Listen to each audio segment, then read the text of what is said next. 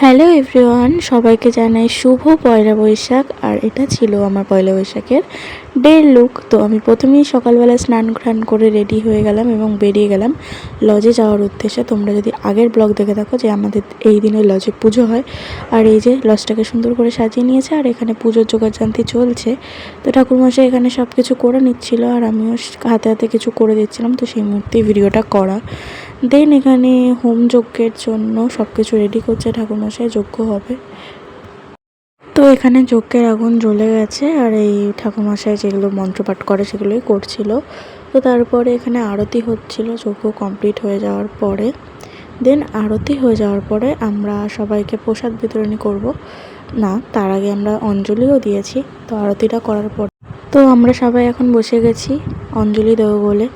আর দেখো, এটা আমি স্পিডে করে দিয়েছিলাম, কারণ অঞ্জলি দিতে 3বার অনেক টাইম লাগে।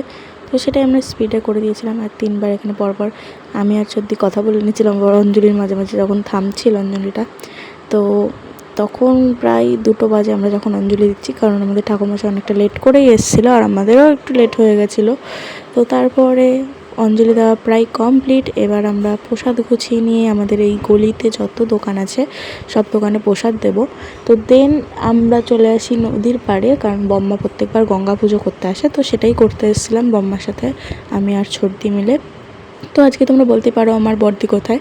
আমার বড়দি উপরে রান্নাবান্না করছিলো, তাই ও নিচে আসতে পারেনি, কারণ ও রান্না না করলে আমরা কেউ খেতেই পারবো না। তো ভিডিওটা যদি ভালো লাগে তাও সে লাইক করে দিও। টাটা।